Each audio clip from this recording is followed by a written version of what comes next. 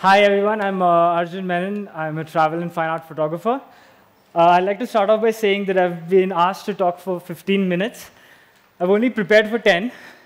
So basically you'll be staring at me for the final 5 minutes. I hope that's fine with you.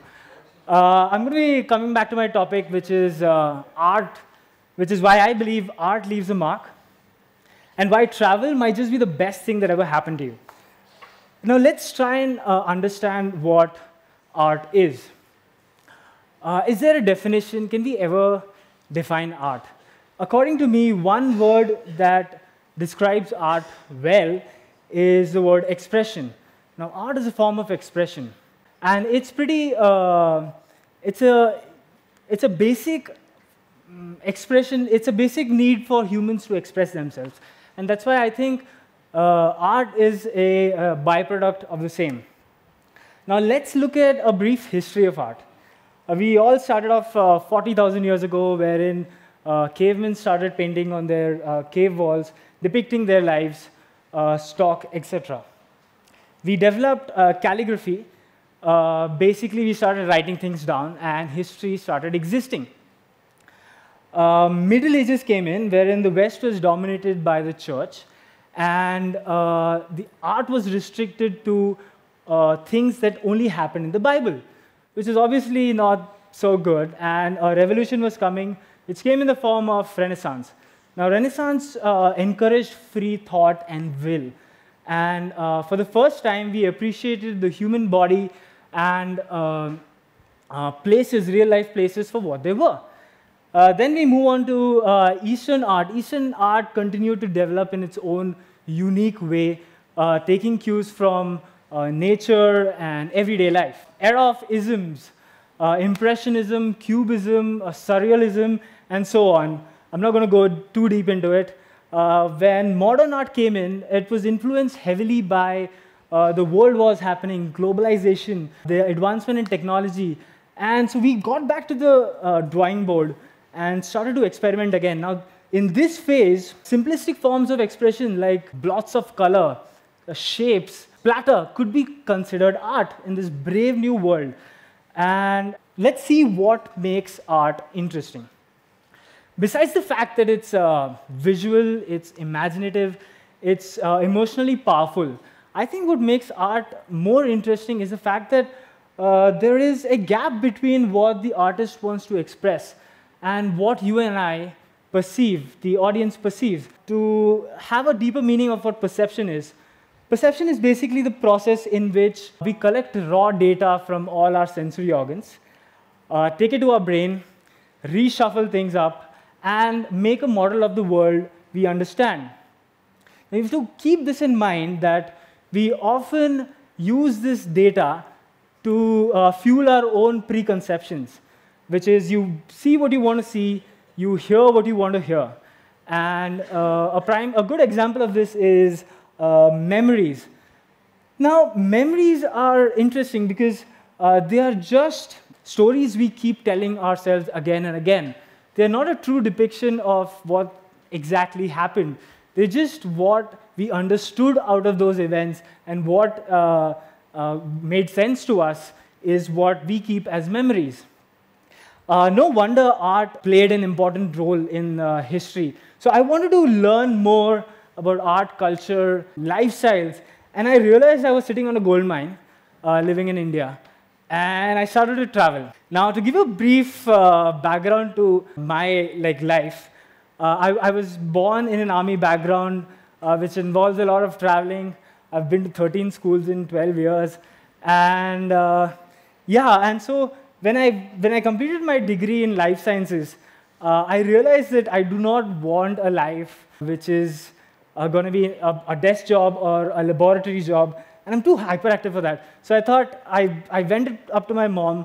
I told her one day, I want to see the world, and this is not for me. I want to see the world every day of my life.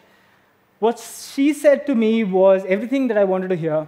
She told me, get out there, do all the things that you love to do, and don't worry about anything else. So I did exactly that. I did tons of internships.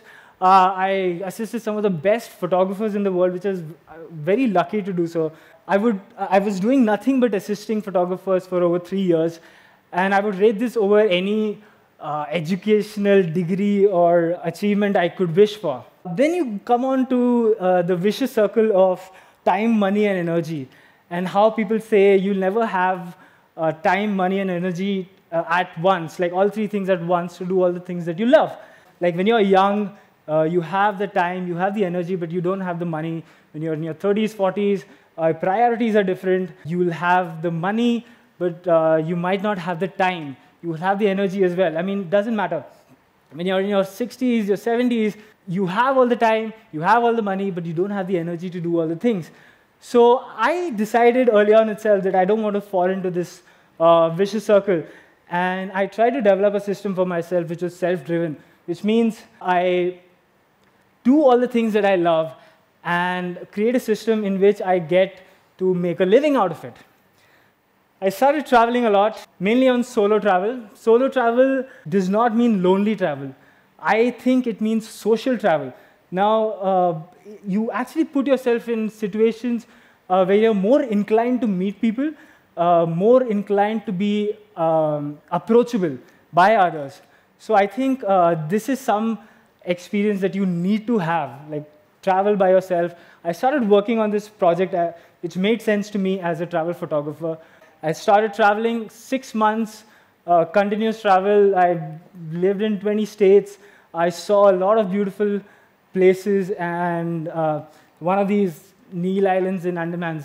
I mean, you have to be in these places to witness the epicness of where you are. There's a lot of travel which happened. So an example of solo travel I would like to tell you is when I was living in Key Monastery. This is high up in the Himalayas, and this was my first day there. So basically, one of the monks came up to me and asked me if I would love to join them for a trek to Gete. Gete being the highest village in the world. Now, how exciting is that? Just understand this. The population of Gete is just 30 people. All right? There are 6 houses. So I was like, I need to do this, whatever happens. As I said, I wasn't acclimatized to the high altitude yet. So we started, and I started panting. I was breathless. So the mission of the day was to deliver this cow, which incidentally was pregnant, to the farmer back in Gete. Now, I looked at the cow for inspiration. I mean, it's pregnant, and it's climbing all the way, so why can't I? So I just said, if the cow can do it, I can do it too. So we made it all the way. It's a 3 to 4 hour trek. This is what it looks like. Now, you can compare it to any place in the Switzerland or the Alps or wherever you want, and it'll stand up right among them. This was a beautiful family which gave, they are so hospitable. They literally drag you inside their houses and feed you till you're full, till your throat. And you have to literally beg them, like, this is enough, I'm full, I'm done for the day. And what happened was, they gave me food, and I felt so connected to them, so humble, because I was feeling like I'm in home, away from home, which is beautiful. When we were on our way down, the lighting was perfect, according to me, and I got this image.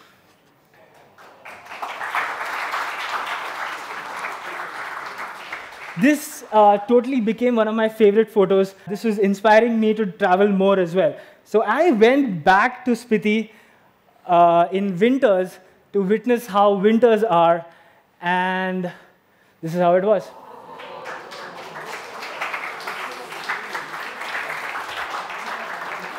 So basically, I had to climb up thrice to get the exact same position I was in. It was all snow, so you can never be sure. That I went back to my room to find out it wasn't straight, so I went back thrice, basically. And we got this shot off. I shot a lot of time lapses as well. Now, you have to realize that life's biggest adventures are not going to come up to you, begging you to your doorstep. You have to be out there. You need to be putting yourself in positions to realize this dream. An incident I would like to share with you guys was, it's kind of embarrassing, but whatever. Last time I went to Tawang, which is in Arunachal Pradesh. This time I went with my friends, and it was sub-zero temperatures. It was snowing a lot.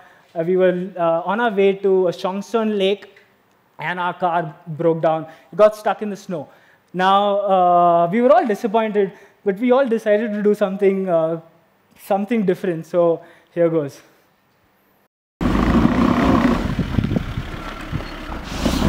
It's around 12, and our car is kind of stuck here. There's a frozen lake over here, and yeah, we can't proceed further. Sumatri looks like a dream, but we'll try our best. We might have to call people. The situation is kind of intense. As you can see, there's no one around us.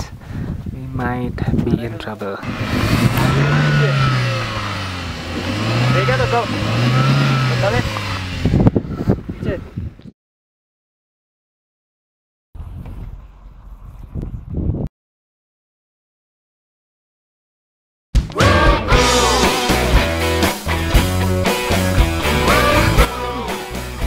We're gonna test our guts tonight. Woo!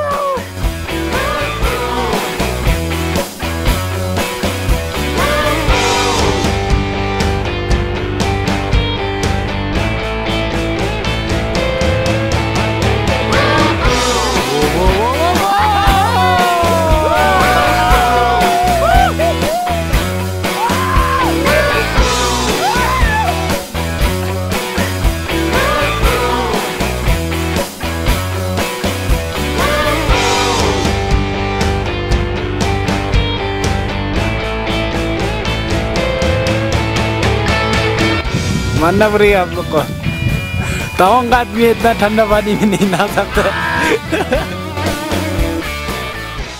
And yeah, whatever. So we move on. I started working on this project called Change the Perception, which was more about, I just wanted to create awareness of what India really is and how we underestimate it so much. When you think of dream vacation, how many of you actually think of India, traveling across India, exploring India? You usually think of South America or a Euro trip, which makes sense. The project I was working on is exactly to change the perception of you and I. I traveled, and this is, again, Dhankar in full moon, which looks one of the most picturesque villages I've been to. Here goes the video I worked on.